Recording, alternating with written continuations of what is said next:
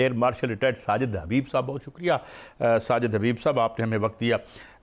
मैं एक और हवाले से बात पूछना चाहता हूँ कि ग्रेट गेम तो यहाँ बहुत खेली गई अफ़गानिस्तान में, और एक बार फिर हमें लगता है कि जो जो जो निशाना या एक तख्ता सितम या जो भी आप कह लें, एक तरफ इंडिया है जो अपने ज़ख्म चाट रहा है और फिर हमें इधर से ट्रबल क्रिएट करना चाहता है, एक तरफ वहाँ पे भी power struggle with in Taliban भी हमें नज़र आ रही है। कुछ स्टेट इस तरह से फॉर्मल स्टेट तो वहाँ नहीं है।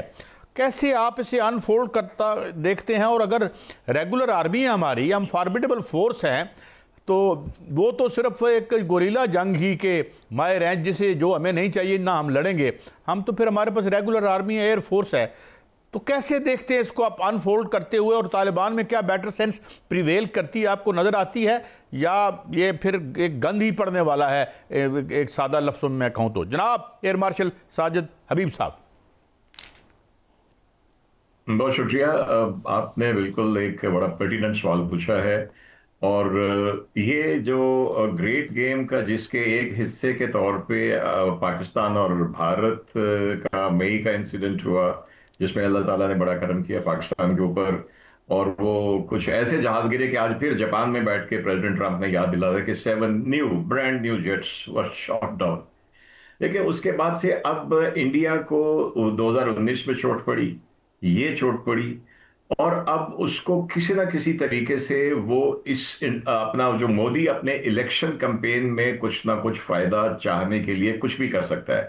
तो प्रैक्टिकली मेरे नजदीक कोई ऐसा नहीं है कि वो इलेक्शन से पहले पाकिस्तान के ऊपर दोबारा कुछ हमला करने की जरूरत करेंगे, ये मेरी जाती राय है। लेकिन हम पूरे चौकन्ना है हमारी फोर्स। अब वो प्रॉक्सीज के थ्रू ज्यादा इंटेंसिटी आप देखें, मुत्तकी के होते हुए वहां पे इंडिया में पहली मर्तबा बाकायदा तालिबान फोर्सेस ने पाकिस्तानी पोस्टरों के ऊपर हमला किया और उसकी आड़ में बहुत सारे ख्वारिश को दाखिल करने की कोशिश की, जो कि ऑलरेडी बहुत सारे हमारे अंदर भी आके बैठे हुए छुप जाते हैं।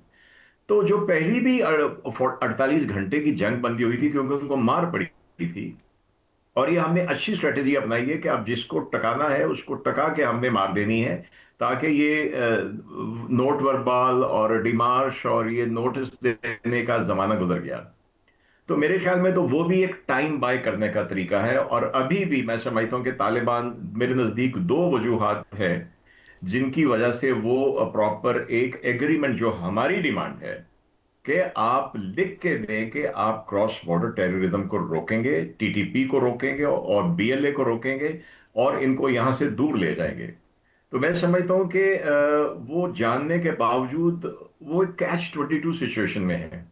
अगर वो लिख के दे दिया उन्होंने तो वो इकरार हो जाएगा कि हाँ हम इनको सपोर्ट करते रहे हैं, हाँ हम इनको फैसिलिटेट करते हैं।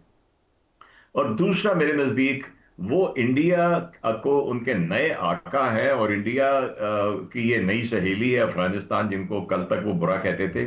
मेरे ख्याल में वो उनसे जो नॉड मिलेगा उसके हिसाब से ये बिहेव कर रहे हैं। तो ये सिचुएशन है तो हमारे लिए गंभीर।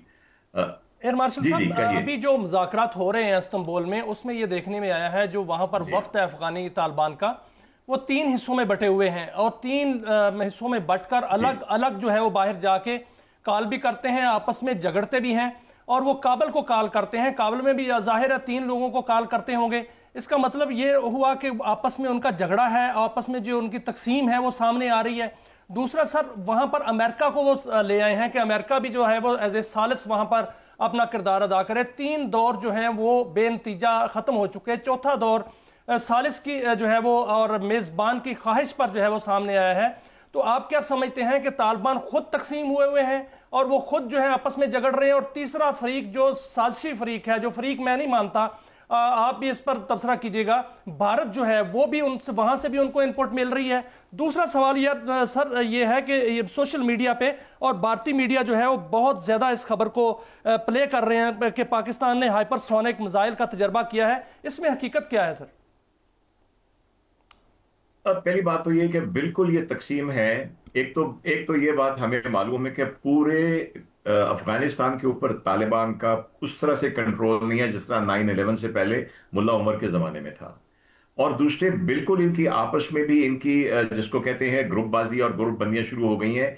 इनकी आपस में भी है। और आपने देखा होगा कल परसों अहमद शाह मसूद जो कि इनका एक राइवल फैक्शन है, उन मरहूम के बेटे ने बड़ा खुल के कहा है कि तालिबान पाकिस्तान को डिस्टेबलाइज करने के लिए ये सारी हरकतें अपनी जेर निगरानी करवा रहे हैं, और भारत से ताल्लुकात भी इसी लिए उन्होंने बढ़ाए हैं ताकि वहां से भी इसको सपोर्ट मिल सके। तो ये तो है जो अंदर से उनके आवाजें उठने अब शुरू हो गई हैं, और उनके आपस में जो इसको इन फाइटिंग भी शुरू हो गई है।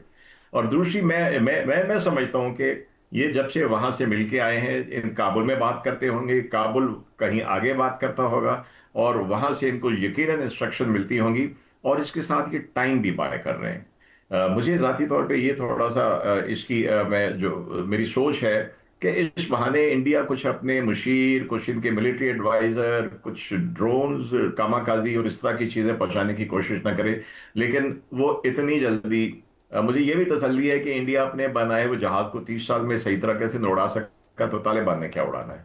तो ये बात बिल्कुल सही आपकी है कि इनमें ग्रुपबंदी शुरू हो गई है। जहां तक बात यह है कि आपने एक और शायद चीज देखी हो कि सोशल मीडिया के ऊपर अब वो जो गोदी मीडिया है, वो मोदी को कोई ना कोई इलेक्शन में बूस्ट देने के लिए उसकी कैंपेन को, इवन मैंने ये एक देखा है कि जी मोदी ने बड़ा कामयाब दौरा किया खुफिया उसका काबुल का, और वहां पे बगराम एयरपोर्ट पे जो बेस है वो इनसे ऑलमोस्ट मिल गया है, तो अब तो पाकिस्तान मारा गया। तो वही बात यह है कि बगराम एयरबेस और एक और बेस, ये पूरे फंक्शनल हालत में अमेरिका के कहने के ऊपर तालिबान मेंटेन कर रहे हैं। आपने सुना होगा कुछ अर्सा पहले जब अमेरिकियों ने बेस मांगा था। तो इसके साथ मैं ये समझता हूं कि भारत कोई इसमें तीसरा फरीक नहीं है। जिस तरह टीटीपी फ्रीक नहीं है, जिस तरह बीएलए फ्रीक नहीं है, इस तरह भारत लेकिन एयर मार्शल साहब आपने फरमाया कि इसमें वो टाइम बाय भी हो सकता है कि टाइम बाय कर रहे हो, और ये खदशा है कि वो वक्त जो है वो गेन कर रहे हैं, क्योंकि आज सिक्योरिटी जराये से भी खबर आई कि उन्होंने वहां पर जो है गन्स इंस्टॉल करना शुरू कर दी हैं। तो इस तरह अगर होता है, तो वहां से अगर दारंदाजी होती है, वहां से हमला होता है, भारत भी वहां से अगर अपने जो है वो लॉजिस्टिक बेचता है या रा की जो साजिश है वहां से पनपती है, तो पाकिस्तान क्या वहां पर हमारी खुली जंग होगी? हम भी उसी तरह काबुल पर हमला करेंगे, हम भी बागराम पे हमला करेंगे, हम भी कंधार पर हमला करेंगे। और दूसरा जो गोदी मीडिया आज कह रहा है कि पाकिस्तान ने हाइपरसोनिक मिसाइल का तजर्बा कर लिया है, इसमें कितनी हकीकत है सर?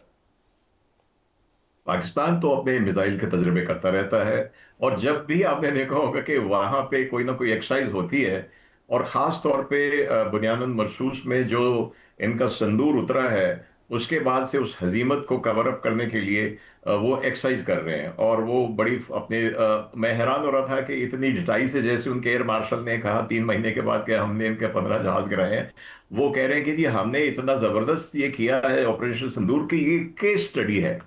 और भाई केस स्टडी को आपके अपने जनरल नहीं मान रहे, अपने जो जूनियर एयर मार्शल नहीं मान रहे, तो किसी दुनिया ने क्या मानना है।